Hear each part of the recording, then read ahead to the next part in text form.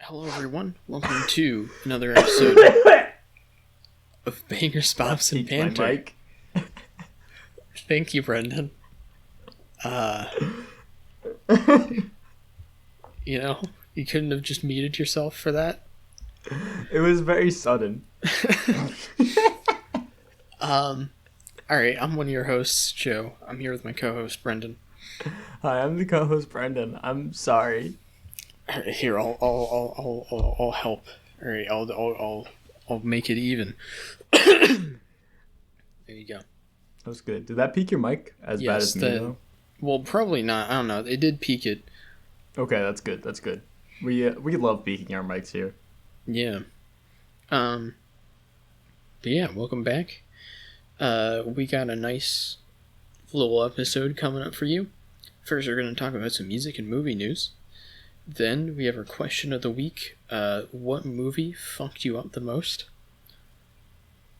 And afterwards we're going to discuss the Korn album, Follow the Leader, which will be, it'll be interesting.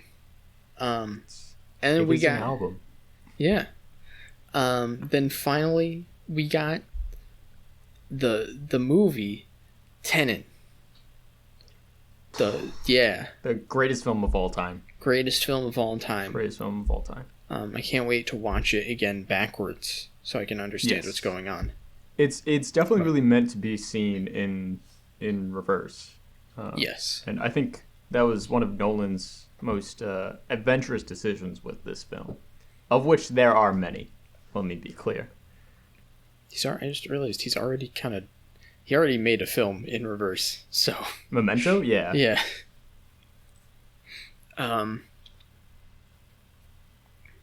Yeah.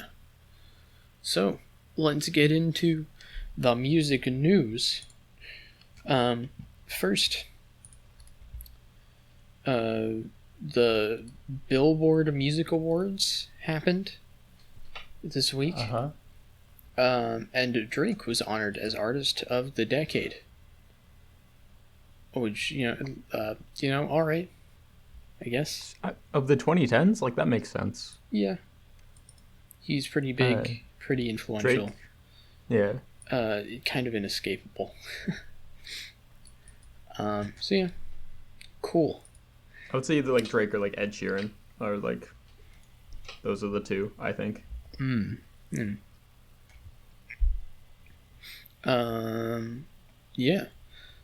Yeah. Next, in music news, Lil Nas X performed songs on SNL, and he ripped his pants. He tore his pants in the middle of the performance, specifically during Montero, which I find kind of funny. I mean, it kind of fits with the song. I don't know. Yeah. I feel like it fits more with that song than any of his other songs, at least. Yeah, definitely. Next in music news, the boys, Thom Yorke, Johnny Greenwood, and Tom Skinner have formed a new group called The Smile. They released a live stream of them performing some songs. Go check it out. Some cool stuff. Yeah, I haven't checked it out yet. I haven't checked it out yet, but it's the boys. So yeah. I mean, yeah, these are musicians who are known to make music, so it should be pretty interesting. Yeah. Next in music news, Demi Lovato came out as non-binary. Cool. Good for them. That's very cool. Yeah. Cool.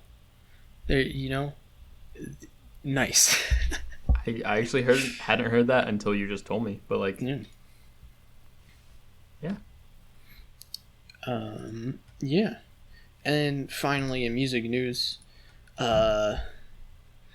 we had debated about covering Israel-Palestine last week. Oh, but we sort of were joking about it behind the scenes last week. Sort of.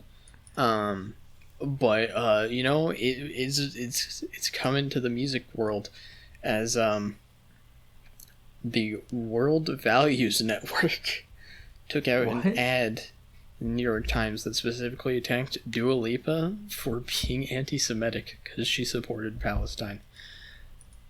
Good job. Yeah. The ad claims the women accused Israel of ethnic cleansing, which it's doing. It's doing, yeah. It claims they also vilified the Jewish state. It's pretty. You don't have to really vilify it. It is a villain. Like, it's almost like ethnostates are a bad thing and idea. Authoritarian ethnostates that actively remove people from their homes and bomb the shit out of them and refuse to give them clean water and supplies, and also refuse to let them leave those areas that are being bombed. It's almost like that's bad. Yeah. Dua Lipa responded with a statement. It's a pretty like normal statement, I guess. Yeah. She just says she rejects the allegations that she's anti-Semitic, and she says that this is the price you pay for defending Palestinian human rights. And yeah. Good job, Dua Lipa. All right. Moving on to movie news. The Willy Wonka is coming back. Thank God. It's been a while since I've had nightmares. It worked so well when Johnny Depp played Willy Wonka. Turned out so good. It's Johnny Depp's take on Willy Wonka is it's interesting. It's interesting. But Timothy Chalamet has been cast to play young Willy Wonka in a prequel film. It's directed by Paul King, who did the Paddington films, so it will be interesting. Yeah. Not sure how that's going to turn out. Like, Timothy Chalamet certainly has, like, the look, but I don't feel like he has, like, the vibe, you know? Yeah, I don't know. We'll see. We'll have to see. Yeah. Next, in movie news, there's the teaser trailer for the Marvel Eternals. Go watch it if you want. I don't know. You can watch it if you want. There you go.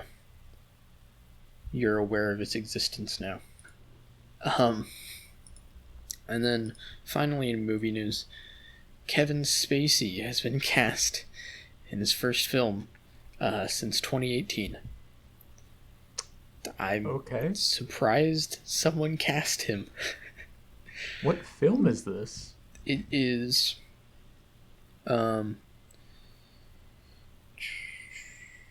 it's an upcoming Italian film. Is it L'Uomo?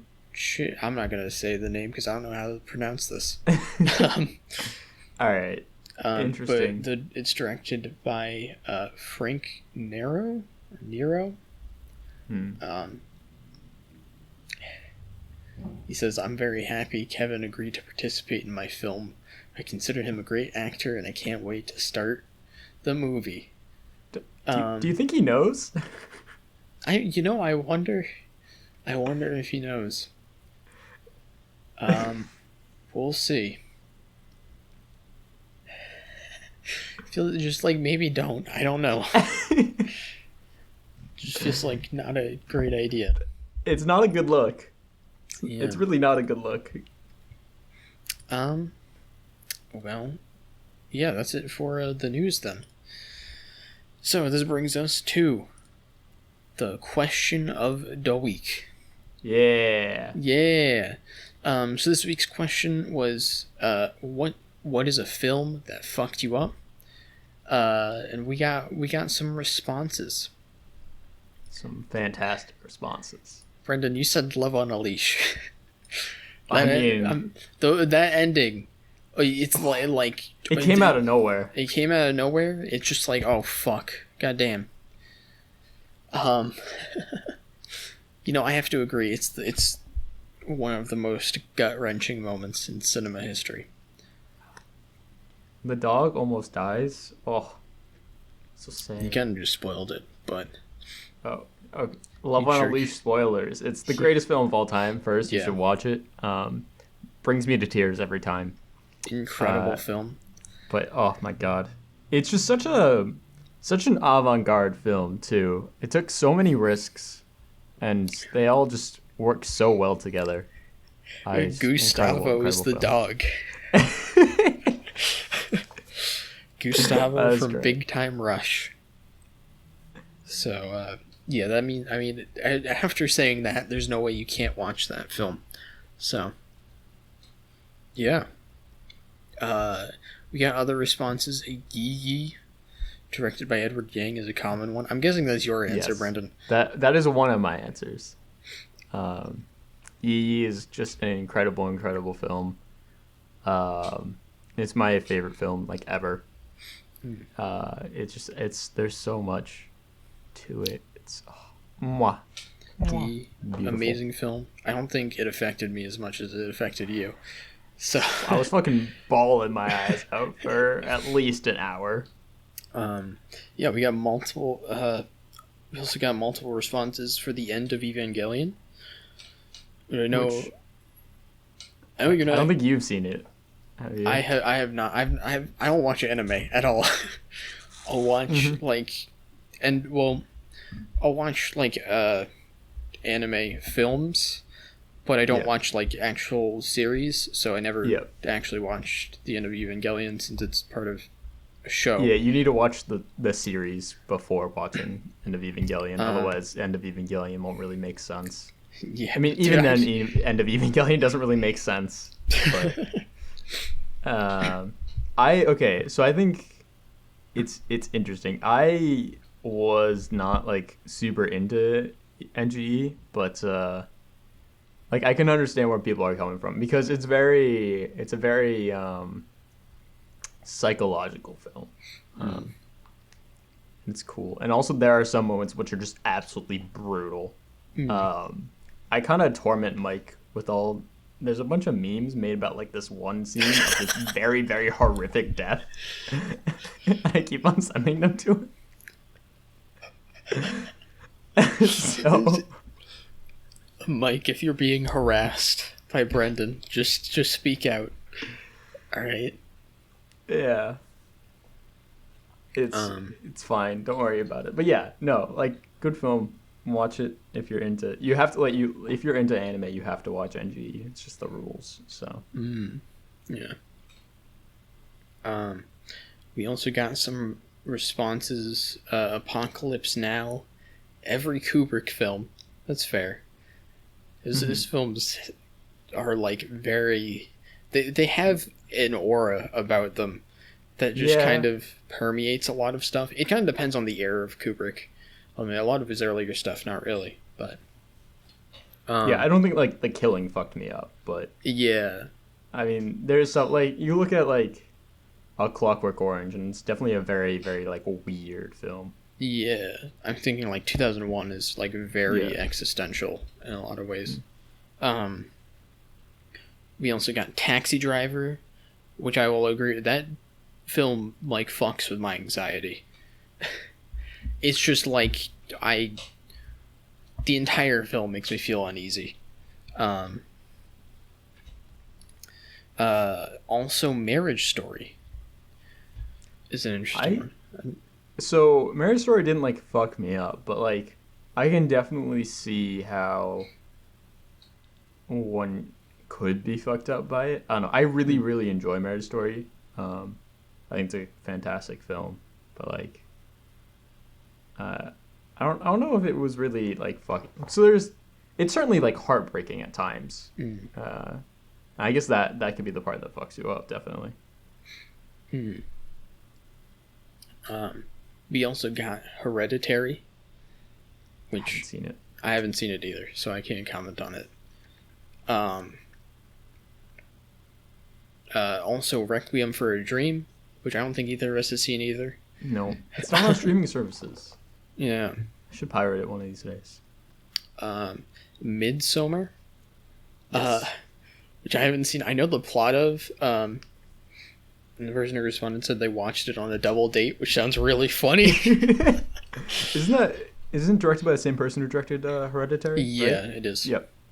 And then we also got It's Such a Beautiful Day by Don Hertzfeldt. Hertzfeldt, yep. Yeah.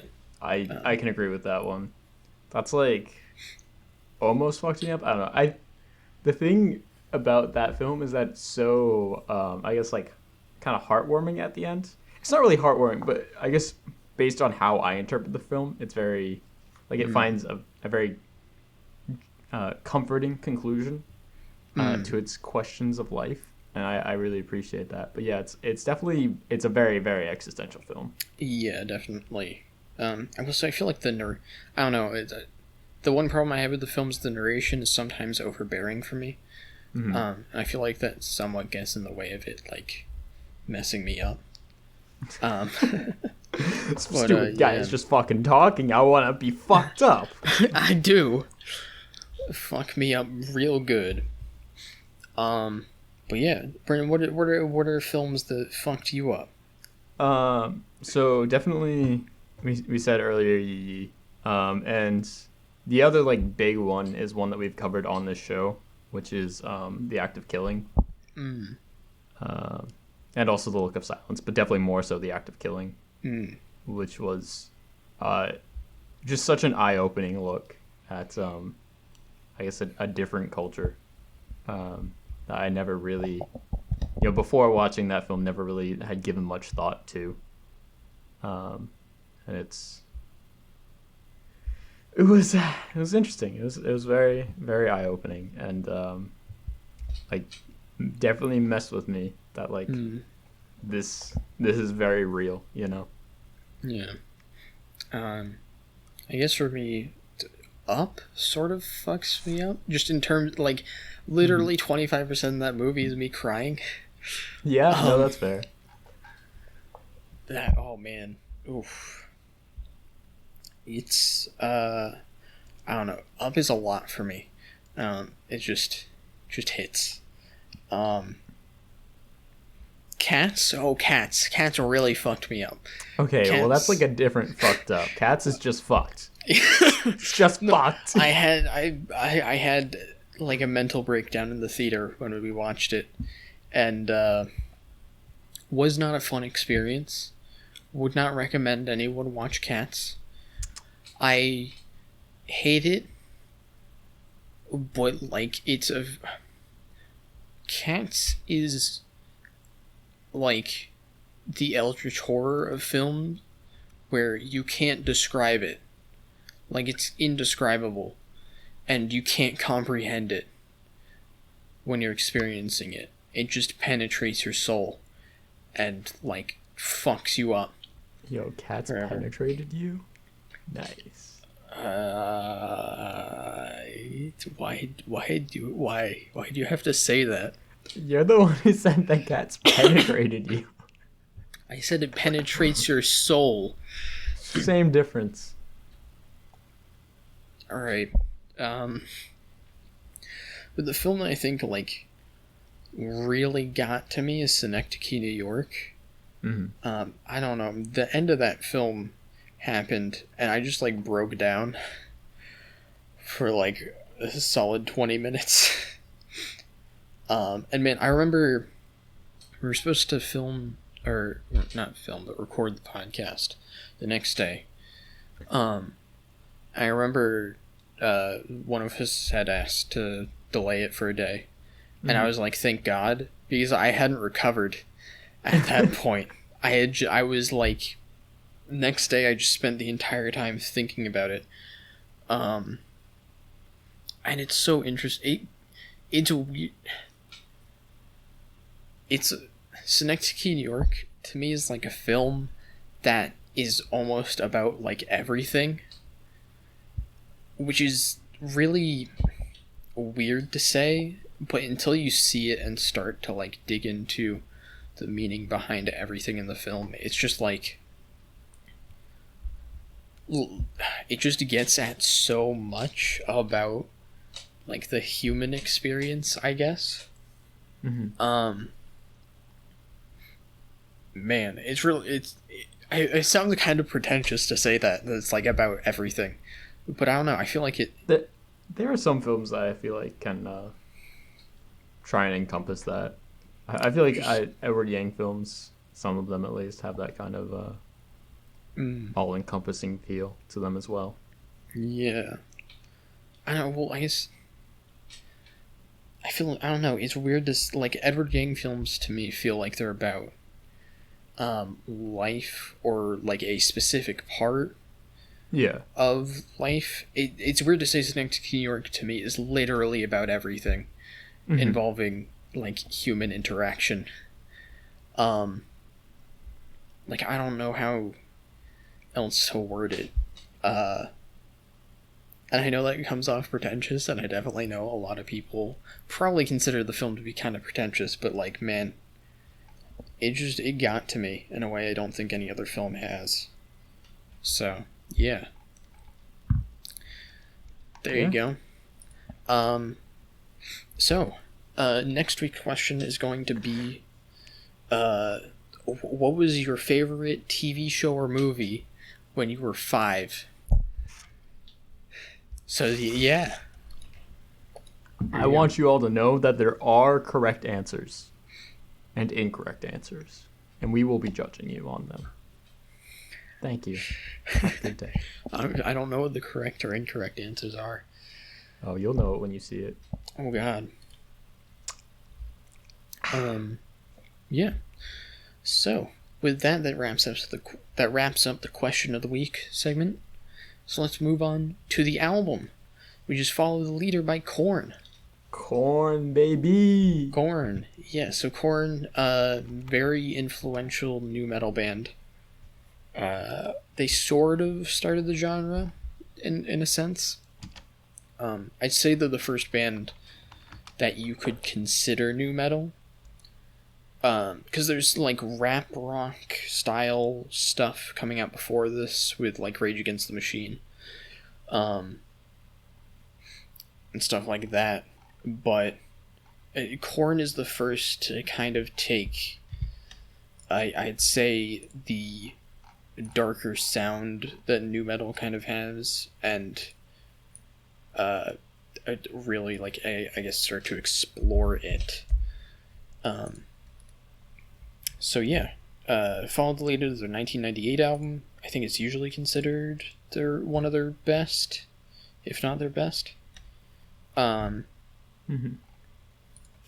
Brendan, how do you feel about this record? Because it's very interesting. I think this record is incredibly interesting. It's weird. It is all over the place. It's very 90s. Yeah. It's very 90s. I kind of wish. I feel like I wish the production was better on it.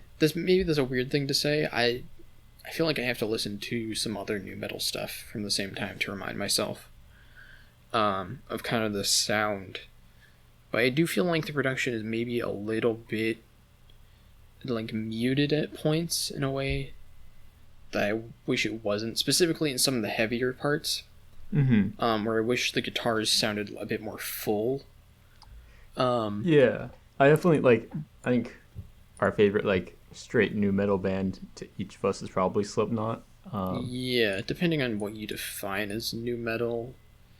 Yes. I feel like, because, like, I mean, System of a Down isn't really comparable to, like, Korn, I think. Yeah.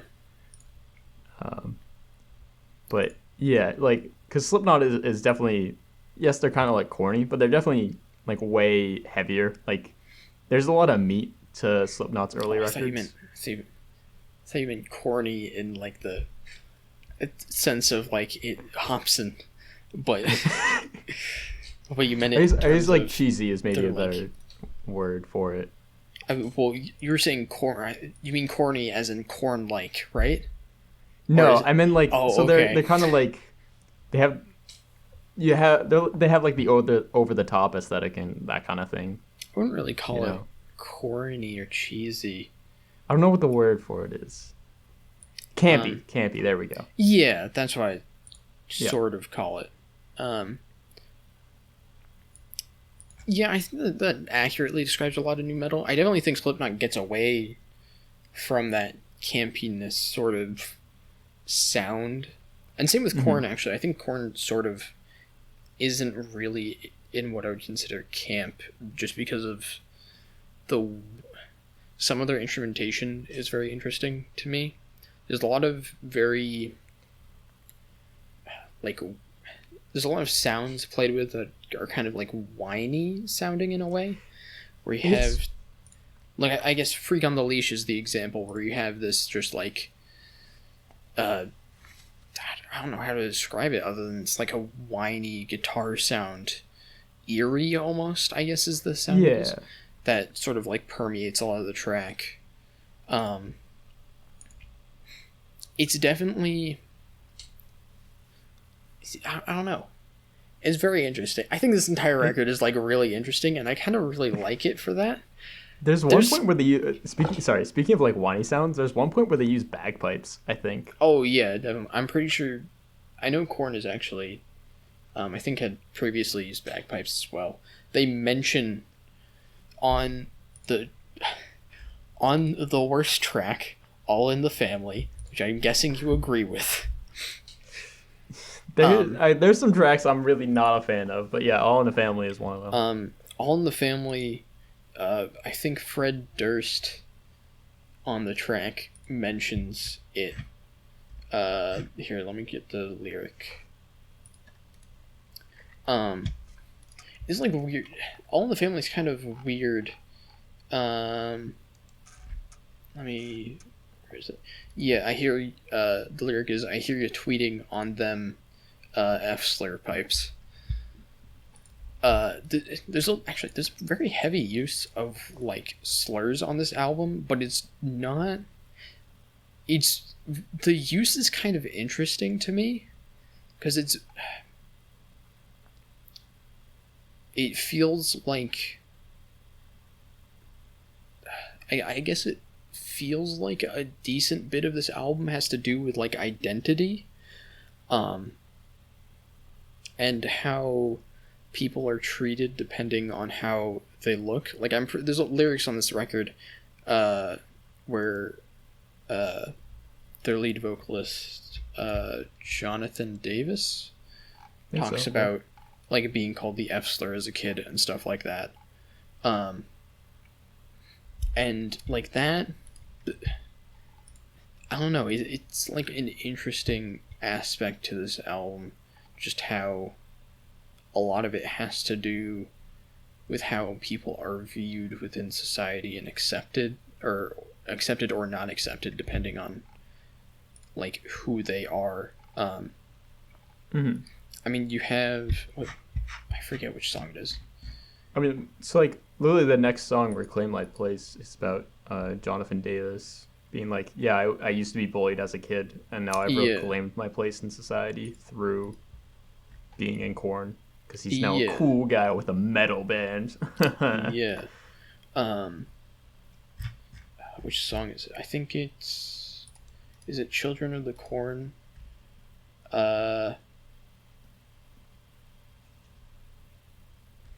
No. Where's...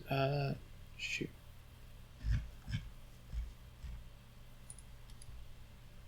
I don't even remember what I was trying to find this for at this point. I kind of forgot what I was trying to say. We're talking about how slurs are used? Yeah, well, it's part... I guess it's more... This album sort of, to me at least, deals a lot with identity. So, like, on Children... Or on Dead Bodies Everywhere, you have the opening verse, "Tell me what you need tell me what to be. What's your vision? You'll see. What do you expect of me? And then I can't live that lie. Like, it... Just a lot of it has to do with how people are viewed within, our society, and how people are expected to act a certain way because of their, like, whatever, their role, their gender, all sorts of things. And I don't know, I think it also has to do with definitely the very negative aspects of that. Because All in the Family, despite being this very awkward, weird, I guess, rap battle between Fred Durst and Jonathan Davis. They're not really battling, but yeah. There's like constant, like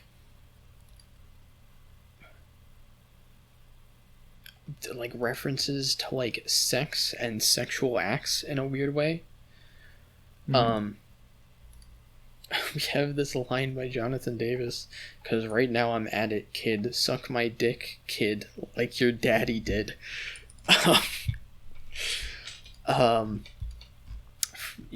The F slur is used a lot through this song. And then you have the chorus that goes, so I hate you and you hate me, you know what, it's all in the family, which, like, the back and forth is very awkward, and the lyrics are often very bad. Yeah, especially on that one. Because it starts out like with the ad-lib, my dick is bigger than yours, by Fred Durst, I think. Yeah. What a tone setter for the track. Like, Fred Durst, I can go over so many lines. You stuck up sucker, corny motherfucker. But in the lyric, it's corny with a K, because... Look at Korn. Get it? It's Korn. Here we got, you call yourself a singer? More like Jerry Springer. Your favorite band is Winger, and all you eat is zingers.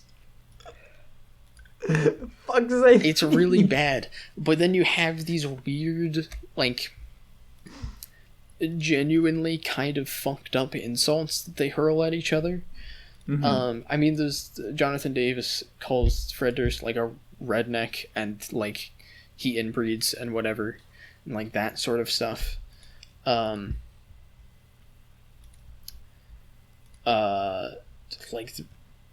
is the line? So you're from Jacksonville, kicking it like Buffalo Bill, getting butt fucked by your Uncle Chuck. And it's like, these are like, it feels really like childish in a way, but in a way where I feel like the point is to show how people within, like, maybe I'm just giving it way too much credit. It's like, I think in fact Jonathan Davis has a quote where it's like, yeah, the song was a mistake.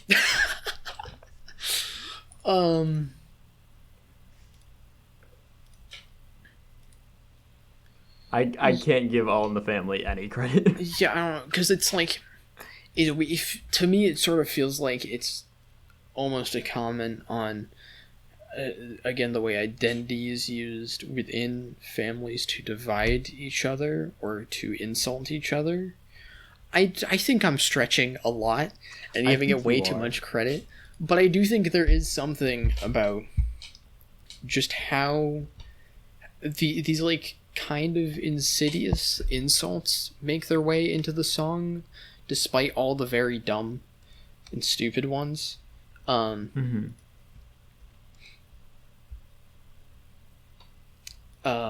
What? Yeah, like, there's one part where Fred just says, it's just too bad that you're an F slur. And it's like, again, they're just like, they're kind of just placed throughout their verses, and it just is very off-putting. Yeah. I don't know. It's weird. I think this, again, I feel like this album is just super interesting to me. And I actually really like a lot of it. I think Freak on a Leash is a very good song. Really fun. I'm not a huge fan of like the scat parts of it. Yeah. But they definitely, I don't know. Cause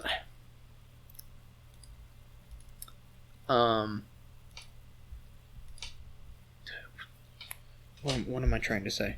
You have the scat part, but then like the breakdown is right after, I think, is really great. Just like super fun, super heavy. I do really like the very eerie guitar work on a lot of it.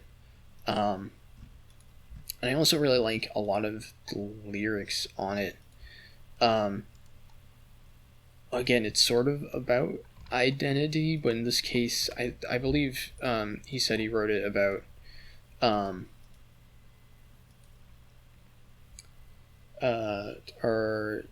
this was him talking about like the music industry. Here he says the music industry makes him feel like a freak touring corporate America, fucking making all the money while it's taking a part of me, like how the corporate music industry just takes artists and it kind of puts them into like a box or a bubble, and just it kind of like it keeps them from expressing themselves in certain ways. And yeah. Yeah? Yeah. Yeah.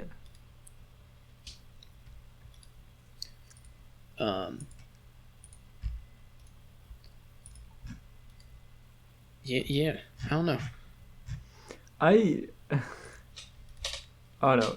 There's, I guess now that you're saying it, I think it ties it a bit together a bit more, like the whole idea of just people's place in society. Because for me, there are a lot of odd songs throughout the track list that just kind of killed it. Like All in the Family, Cameltosis was another one. Cameltosis is...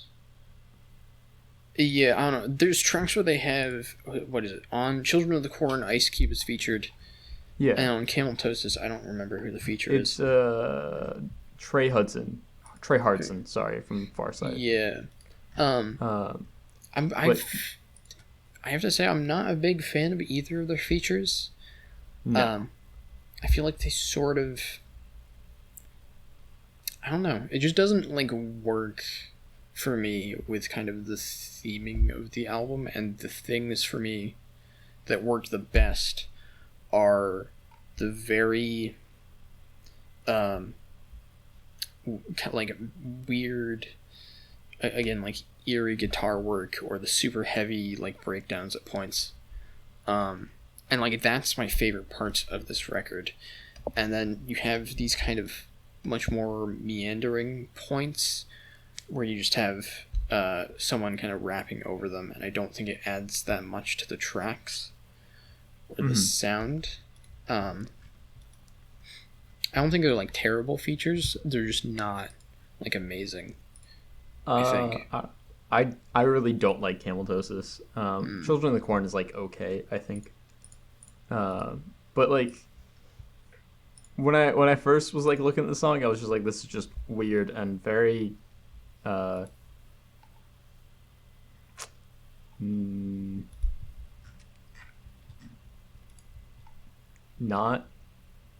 good, not cool.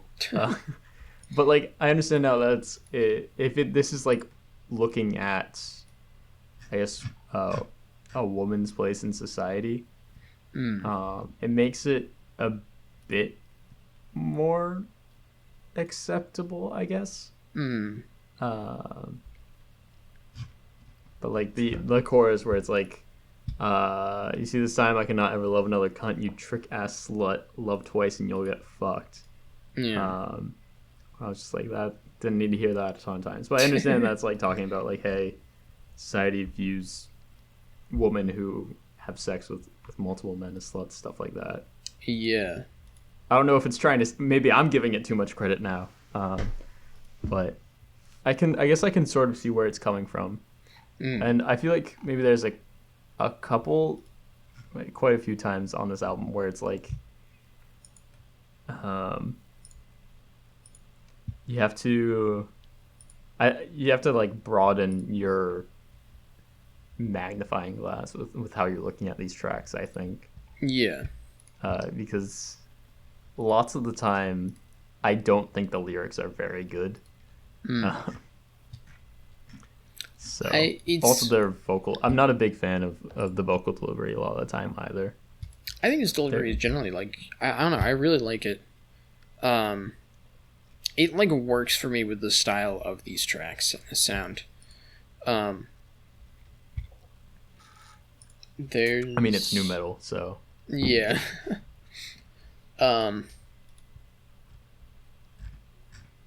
What is it? There's definitely some like very fucked up material on some tracks. Is it? I'm trying to. I think it's Pretty. Pretty is about an experience Jonathan Davis had when he was working as an autopsy assistant, where he saw a baby who was murdered and raped by her father. Oh. Yeah.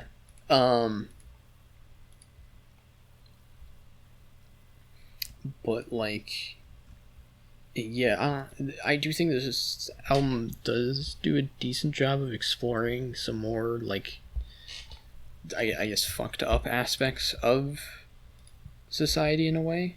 I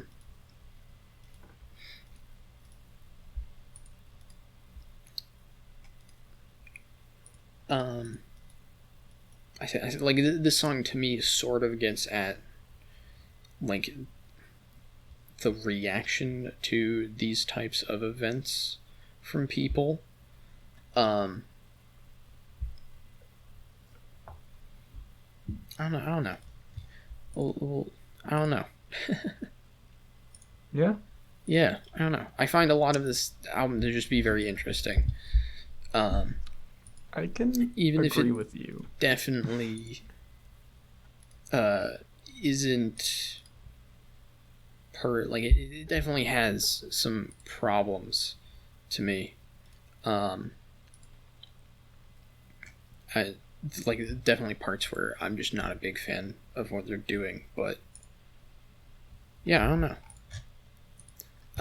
There's also, I guess, the final track, Earache My Eye. This was a hidden track, I guess, originally. I actually did a research because I found the lyrics were very interesting to me.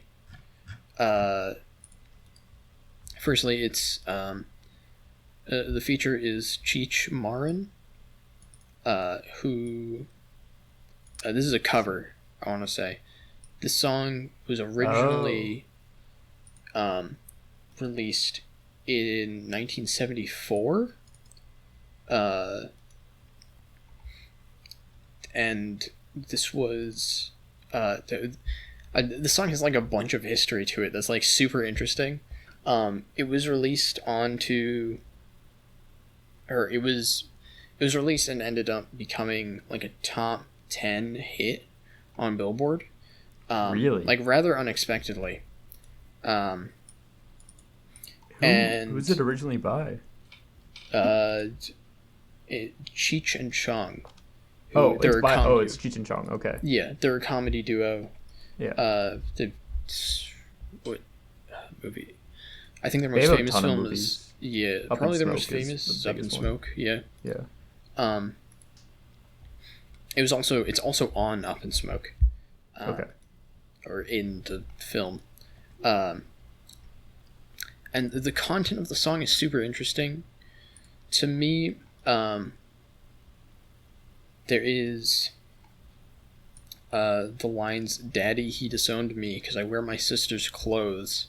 He caught me in the bathroom with a pair of pantyhose. My basketball coach, he just kicked me off the team for wearing high heels sneakers because I'm acting like a queen." Just like, I didn't expect to hear something about, like, I guess, trans identity in this record. Yeah.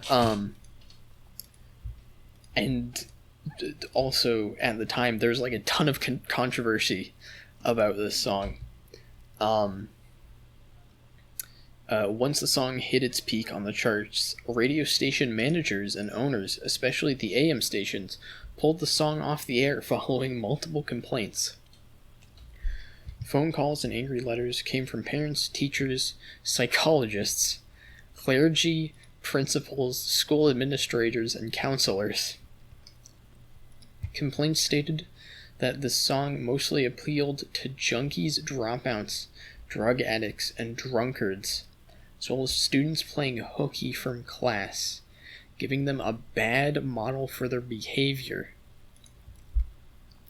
Those who opposed the track threatened to boycott the stations unless the song was permanently withdrawn. Quote-unquote oldies stations, or quote-unquote oldies stations, AM 1, or was it? The station is AM 1110 KRLA, banned the track, and some radio managers threatened to fire any disc jockey who played it. Sponsors also threatened to pull their advertisements unless the song was completely removed from playlists. The AM stations threatened to fire any radio employees who accepted requests or discussed the track on air, which is extreme for this song, which I think the song more generally is just about being sort of anti-authority, essentially.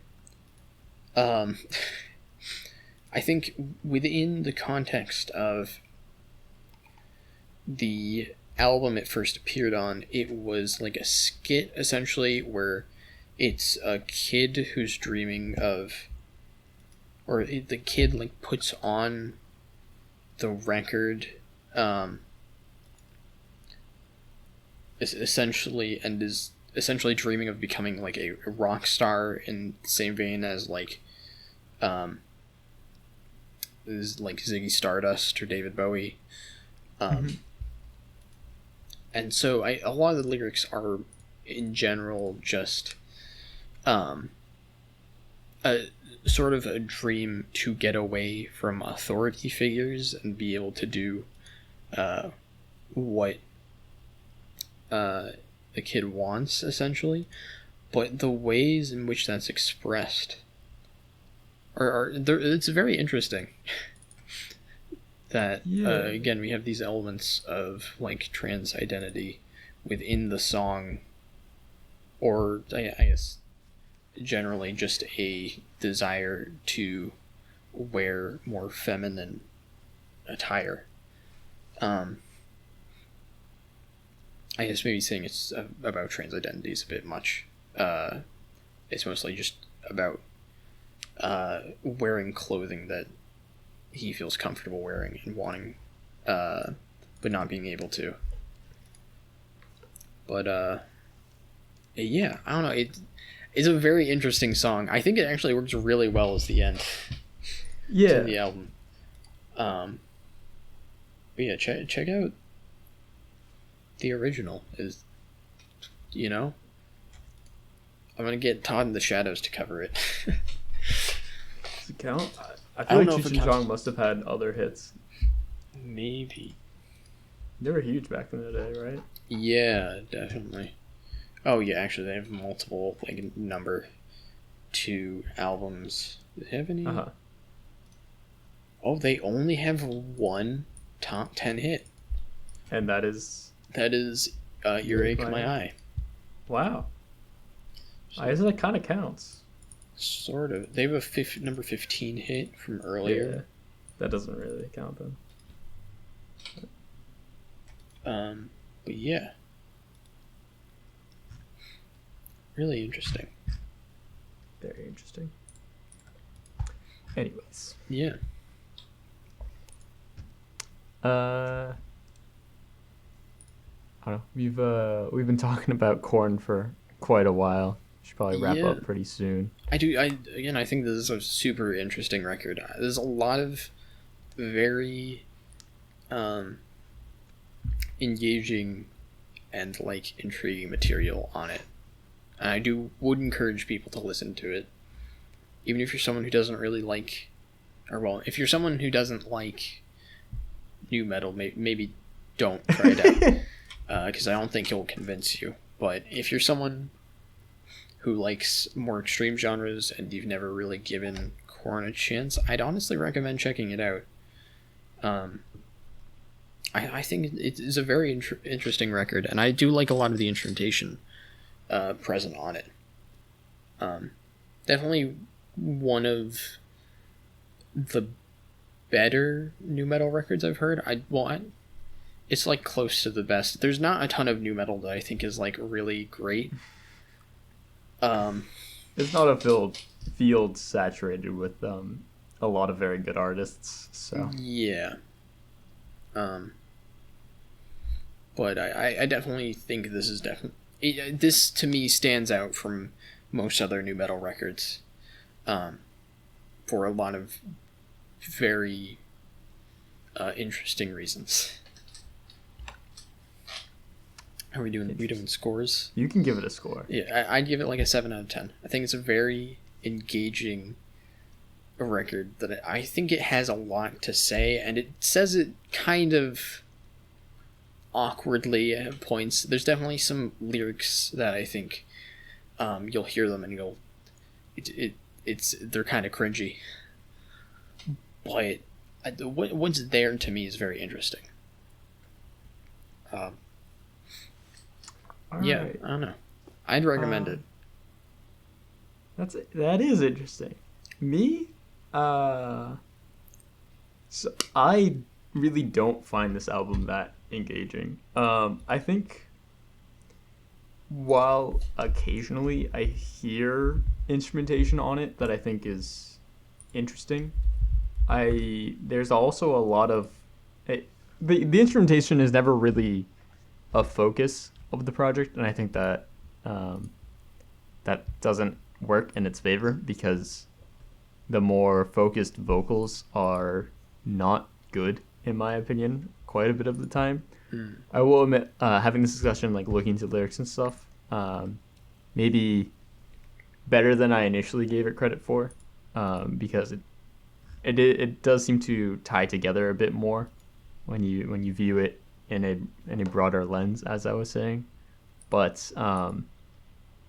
still just not really a fan. There's like not even many tracks I would go back to off this record for some reason or another, whether it be terrible or cringy lyrics, vocal deliveries I'm not a fan of, or bad features, whatever. I'm all around not the biggest fan of this record. I think it has some highlights, but I think it also definitely has some very big negatives as well. So I'm at like a 5. Okay, that's what I figured. Yeah. I want to also mention one last thing, which is specifically about like the scat parts of the record. It doesn't come up super often, but most notably on Freak on a Leash. There's one thing I found. Thank you to person on Genius.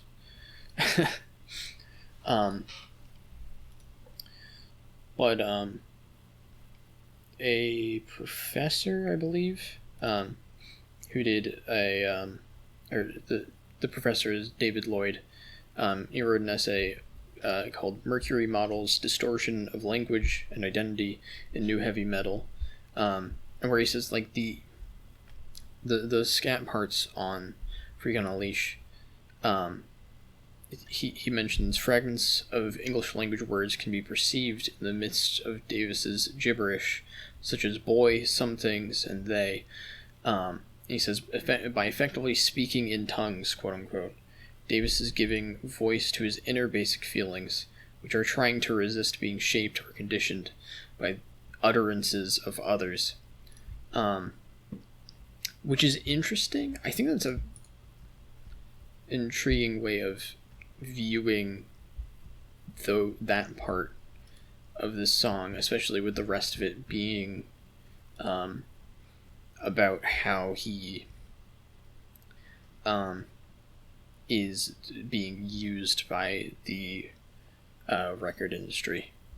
So it's just interesting thing to think about. I don't know if I necessarily agree with that. I think that's going a little bit overboard. But I do think it's a very interesting interpretation of that part of the track. So, yeah. Yeah, I guess. Interesting. Yeah, I think it's given maybe a bit too much credit, but who knows? Who knows? But yeah. Also, I mean, this is still like, I know I didn't give it a very high score. It's still one of the better new metal albums. I think it's definitely something you should check out, especially if you like Linkin Park. I think this is a pretty, not lyrically, it's a very different comparison, but I think instrumentally, Linkin Park is one of the more similar. I don't new metal bands really agree with that. I think Linkin Park to me is more. Like Linkin Park to me brings in a lot more like electronic elements to their stuff compared to Korn, and I feel like the vibe of Korn is much different than Linkin Park as far as how they present their music. Vibe. I feel like the electronic parts of Linkin Park, I feel like they translate to more to like the whiny guitars and stuff on this album though.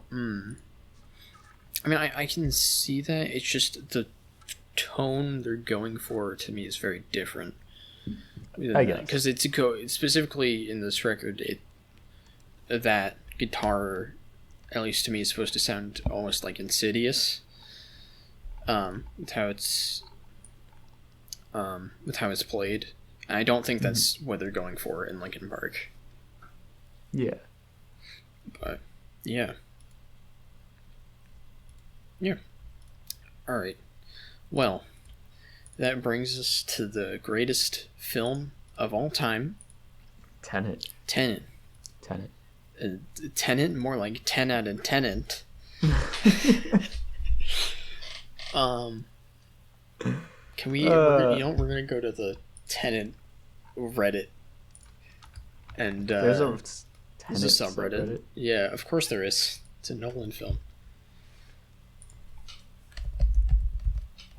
I gotta see what's the top post. r/Tenet, the biggest sub dedicated to Christopher Nolan's Tenet. This says there are 33,599 protagonists. Holy shit.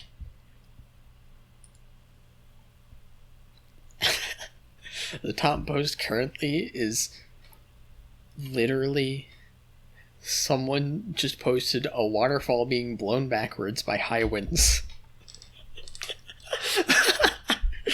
So it's amazing. Okay.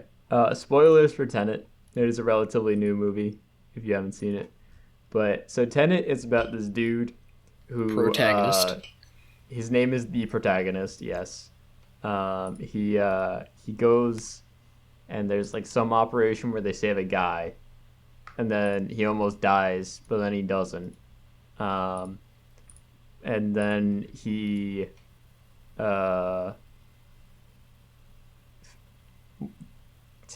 tries to eat a cyanide tooth, but then the cyanide tooth wasn't a real cyanide tooth. because the government was testing him to make sure he would eat the cyanide tooth. You mean cyanide pills? I think it was a fake tooth because they took out his teeth, is what they're saying. Oh, okay. I didn't get that at all. But then he eats it anyway because his friend feeds it to him. And then he gets waken up on a boat, and they're like, "You passed the test." And then he gets stored in a lighthouse. Oh, and they tell him the word Tenet. And then he gets stored in a lighthouse, and they come pick him up, and then he goes and turbine. Okay, it's not wind turbine. Yeah. Different film. The then lighthouse one. He goes and he tries to find. He learns about inverted bullets, and he's like, "Oh, one of those tried to kill me." And then he tries to go and find out who killed him.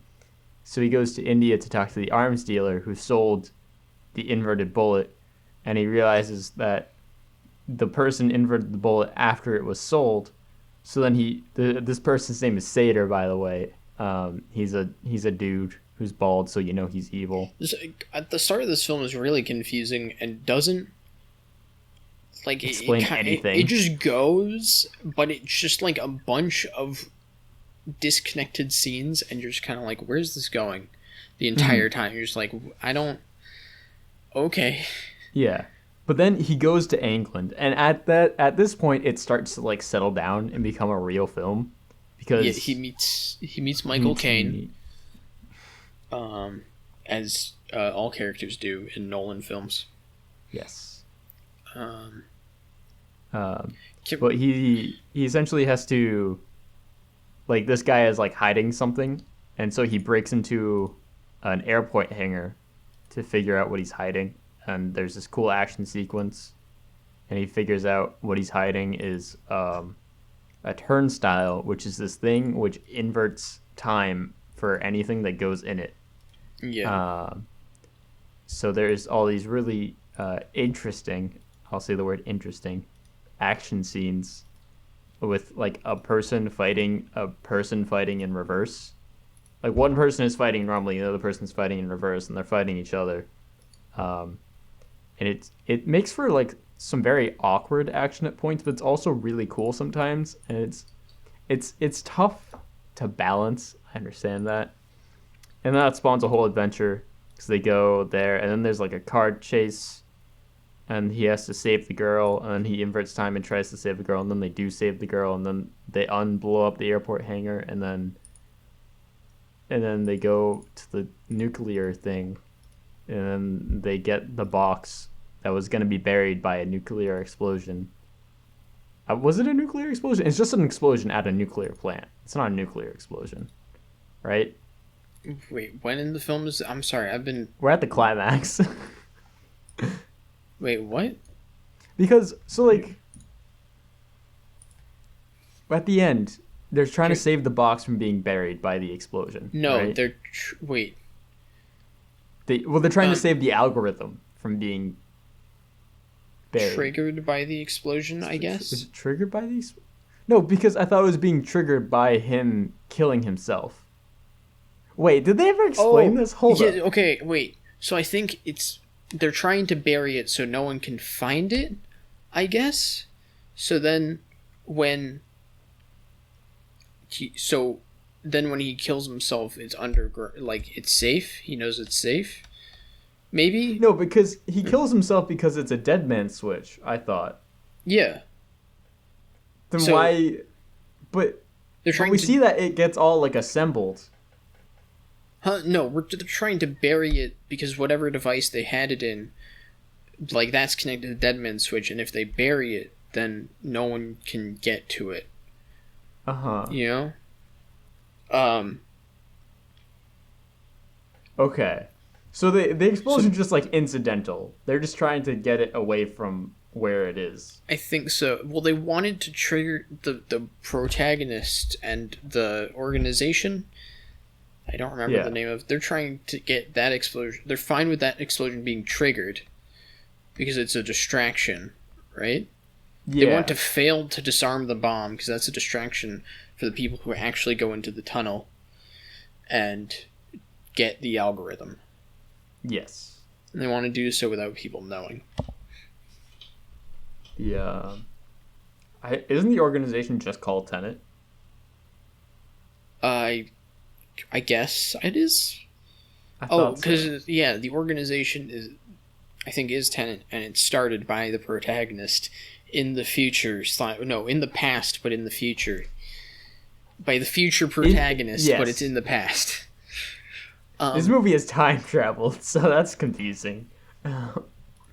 It's actually, I think, it uses its time travel relatively well within the film. I think it makes a lot of... I feel like unlike other time travel films, time travel actually generally makes sense as to how it works. They over-explain it way too much. There's so much shit in this film that's just like sci-fi gobbledygook about like this, when you invert yourself, all this stuff happens, and I really wish they just kind of had it like you can invert yourself and objects, and they travel backwards in time, and you need your own air or whatever, because the air also has to be traveling backwards in time and whatever. But they spend so much time with exposition trying to justify it that it becomes like it's ridiculous. Like, stop. This is like the same thing, or well, it's not the same thing. I feel like Christopher Nolan has a problem with this, where he over-explains stuff, and in some movies it's fine. Like in Inception, I don't mind the exposition. Yeah. Because it's the idea, like what they're describing is something that's very, like, I guess, alien to us. Whereas in Tenet, it's like once you understand that it's just you travel backwards in time, it's like, oh, I get it. I feel like the film really needed to visually show how it works much more than like explaining how it works. And I think when you see people and you're from the perspective of protagonist who's traveling backwards in time, it like makes perfect sense. And I think there's a lot of like really cool mind-bending action sequences that are like amazing. The highs of this movie are incredible, but then it's balanced out by these really not great lows. Yeah, the movie tends to get bogged down in a lot of things, especially at the beginning and the end of the film. Yeah. There's some cool... The ending action sequence, it just feels kind of like too big to sort of really understand what's happening. Like, I understood generally what was going on, but it feels just like too much happening at once. I wish it was more contained. There were still some cool moments. The point where, like, they blow up the building at the same time, like, there's two teams. One is traveling forwards, one is traveling backwards, and one of them, they both blow up a building at the same time. So it leads to this like really cool part where for the team traveling forwards, they shoot a rocket at the building, and for the team, it's hard to explain. The team traveling backwards in time, they blow up the building, so it falls and collapses on the ground. But then the team traveling forwards, they blow up the building, and because of when the team traveling backwards shoots the rocket, the building rebuilds itself, and then the team traveling forwards blows up the top of the building. And it's like really cool to see that happen. It worked. I did not do a good job of explaining it, but it works very well visually. And that's like the strength of the film, is like when you visually see what's happening, you just understand what's going on. There's literally even a line by a character who says, don't think about it, like feel it, Mm-hmm. essentially. And I wish the film did more of that. Yeah. There's just a lot of time where this film tries hard to not be confusing, I think, and it fails. Mm. And I wish it just kind of, yeah, you're right. I wish it just showed it, because, like, I don't. I'm gonna be honest. I don't really care about how they justify the time travel stuff. Just there's cool time travel action sequences, like they're like the building shot. That was a cool shot. Yeah. Just do that. Oh my god. Seeing, there's like, I love how you get to see stuff that happens I love that you get to see stuff that happens that you've already seen forwards. You then get to see it happen backwards, which I just think is like really cool.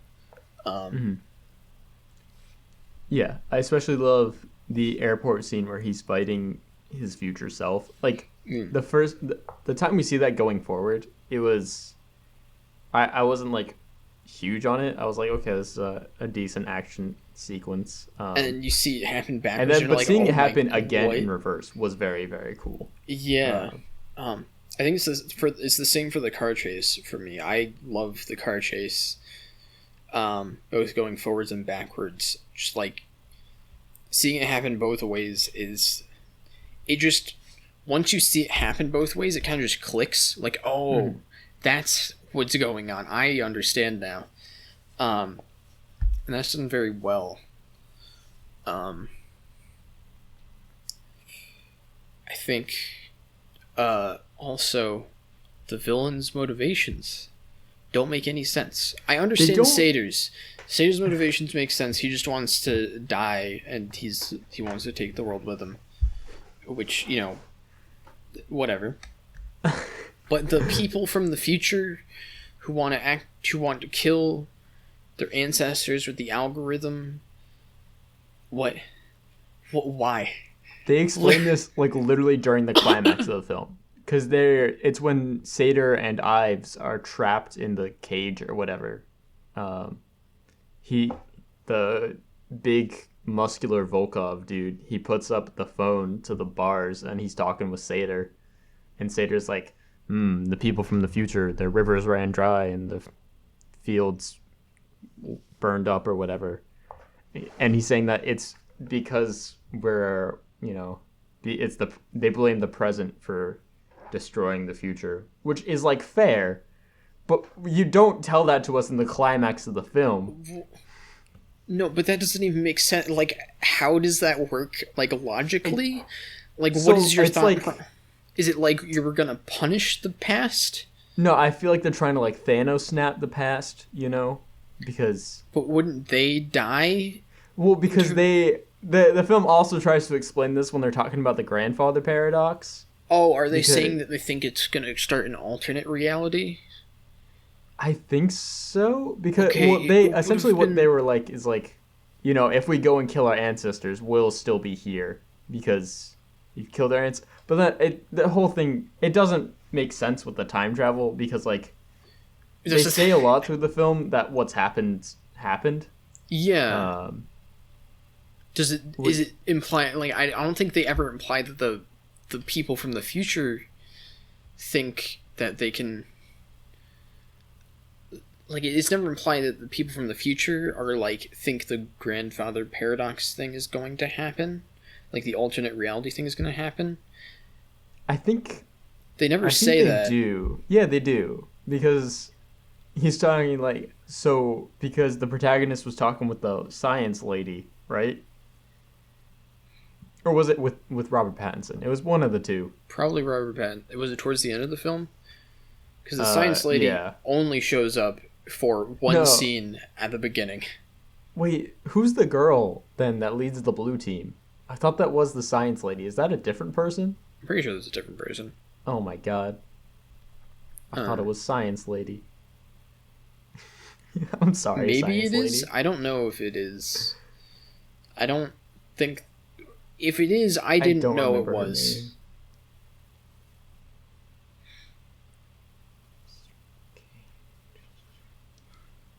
This film's a lot more confusing than I thought it was. It's.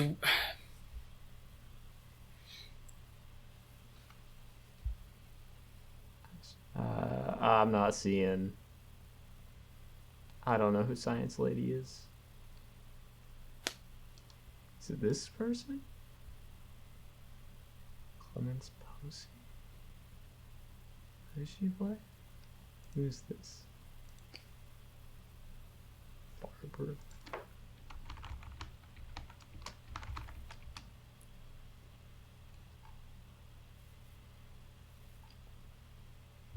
Okay, so Science Lady's name is Barbara in the film, apparently. Okay. I don't think she's the blue team leader. Yeah. I don't know who the blue team leader is supposed to be called. Oh, Wheeler is the blue team leader. They are different people. Sorry, Science Lady and blue team leader. You're not the same person. Okay. Okay. Anyways, they're trying to explain that like the future thinks that they can fix themselves by blowing up the past, but they'll still exist. But everything around them will change. I guess they'll have just more resources now. That's okay, they didn't... Which seems not right, because like you can't do that. You can't like change the present without also changing your existence, I think. Well, it's either that or if they believe in the alternate reality thing, then it's like it would just create a different timeline where they would still like they just wouldn't exist in that timeline. Yeah. I don't know, man. I think the people from the future are dumb. Yeah.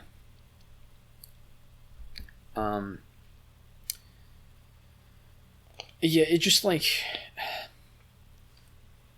God. They at the beginning when he's with Science Lady, they're talking because like they have all the fragments of stuff, and she's like, "Yeah, we think it's a war from the future," and the stuff is getting sent to the present.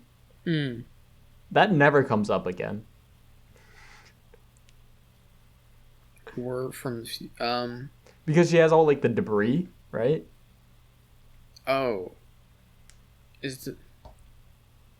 I guess? I don't know. Maybe it's just implied that that's stuff that protagonist deals with later on. Maybe? I don't know. Or maybe it's referring to the battle? It's definitely not the battle. Yeah. I don't know.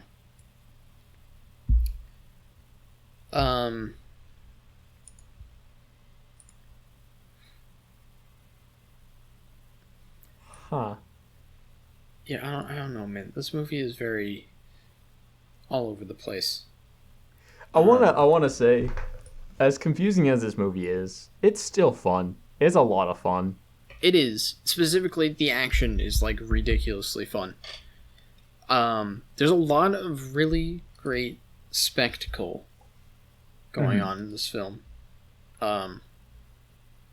Especially like there's some fantastic set pieces. The building being blown up, it like in forward and reverse at the same time is really cool. The plane just being crashed into the side of a building, which I think is very... I'm pretty sure they didn't use any like CG for that. They literally just crashed a plane into a building.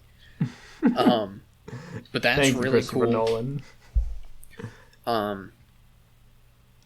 It's a very fun, exciting ride, I think, for a lot of it.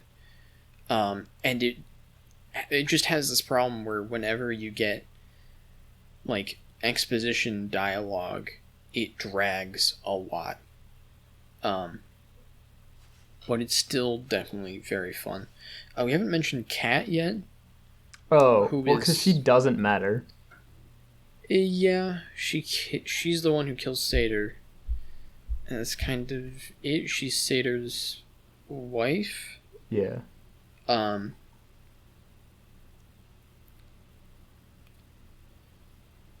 Yeah, I don't know. It's she's really just there. Like, yeah. Not yeah. She's there. She doesn't have much character development. She has a son who you are told she cares about, and you don't get to see her caring about her son basically ever. There's like a couple scenes where you see her she meets her son at his school. Mm-hmm. And that's it. Yeah, she's also a romantic interest for the protagonist, but also not. No, I don't think so. No, she was just trying. Well, I don't think it's pretty explicit that he's never trying to be in a romantic relationship with her. I think the same goes for her to him, because he presents himself as like someone who can get rid of this painting that Sator has. That's like he uses to control Kat, because it was like it's fake or something, but she said it was real. Yeah. But at the end, Robert Pattinson asks him, he's like, "Hey, you're gonna go back to London to see Kat, though," which yeah, I don't. Well, it's not romantic. No. It's just like, I mean, her husband's dead now. She's kind of open. She's available. It pretty clearly shows that it's just like, I think it shows that he just cares about her because they've seemingly become friends during the course of the film. But yeah.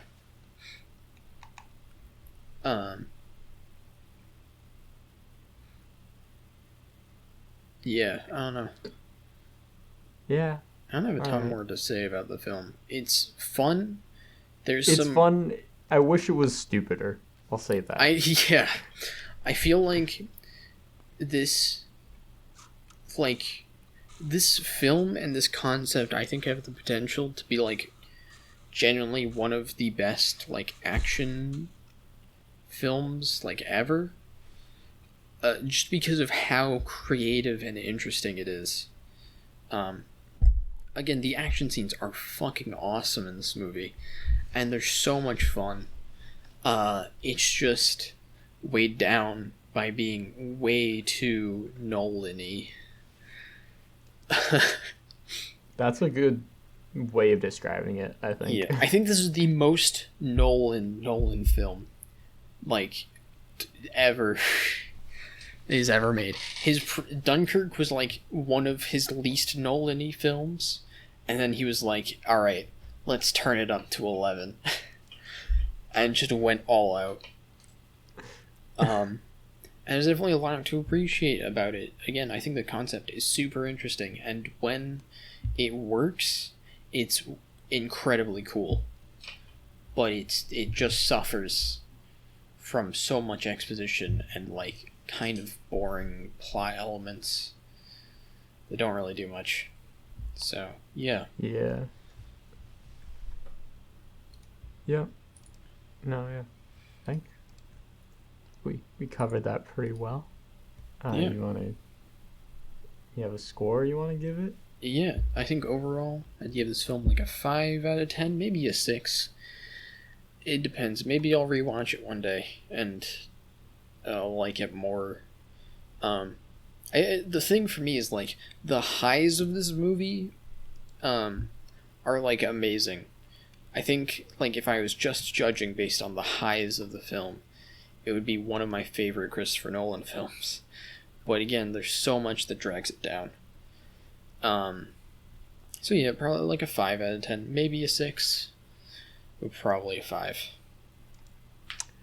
I think I'm solidly at like a 6 out of 10. It's, you know, it is a film. Uh, it gets it just like up the action and cut like half an hour of slack from this film. It's like it would be a really really cool film, I think. But it's just there's so much in it.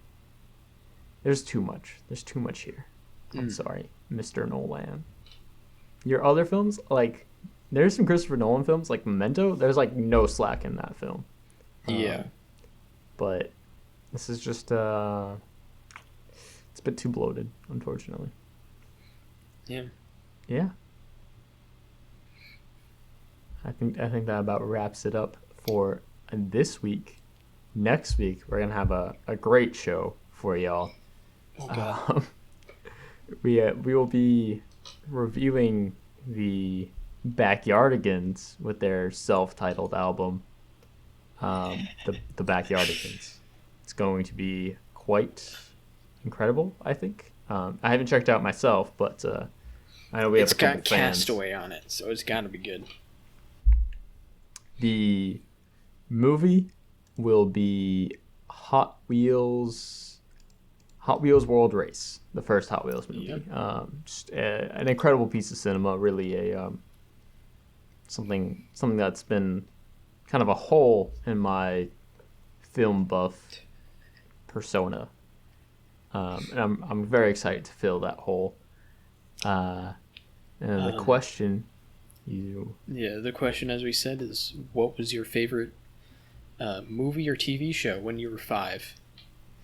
Which, fortunately, I wasn't a cultured enough 5-year-old to watch Hot Wheels World Race, but catching up, lost time. Anyways, thank you all. You have anything else you want to say?